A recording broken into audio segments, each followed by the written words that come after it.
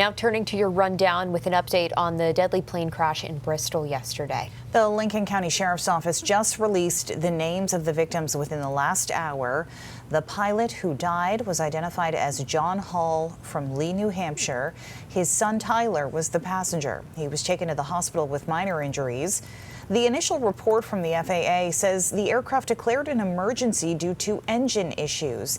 It also confirmed what first responders believed yesterday, that the plane hit terrain along the shoreline and came to rest upside down in 4 feet of water.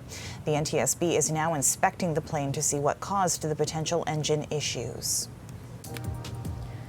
Police in New Hampshire say a man was hit by an Amtrak Downeaster train. Police say it happened in Plaistow shortly before 2 yesterday afternoon. According to police, the train was heading to Boston and collided with a vehicle that was trespassing.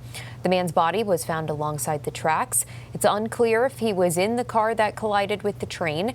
No one else was hurt.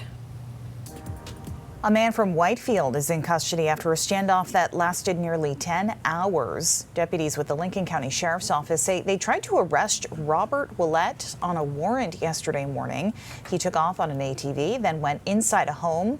Willett surrendered peacefully shortly before 7 o'clock last night. He faces charges for criminal threatening and creating a police standoff.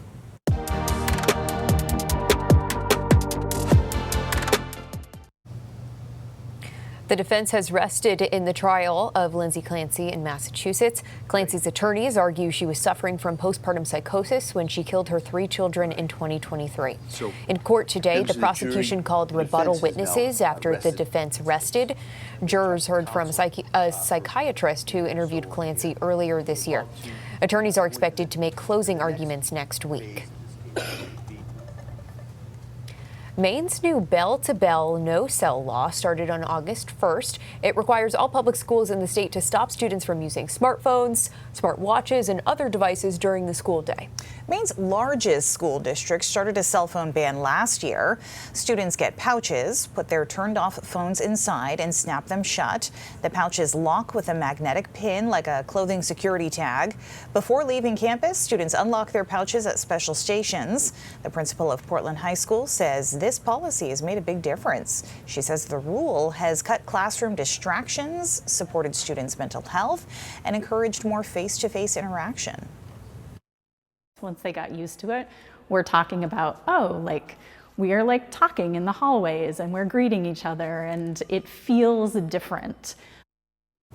A number of school districts will communicate with parents through an app in the event of emergencies or safety incidents at their campuses.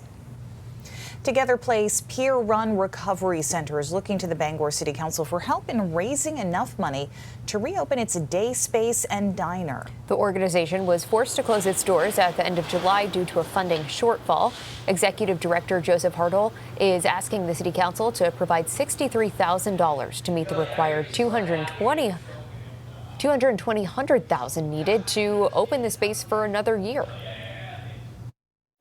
And I think that it was really important for them to hear from us and to hear from other folks in the community, because there has been an uptick in other people who have been utilizing services in the Bangor area. Since we've closed the doors, we've had about 50 people a day not being able to utilize our services.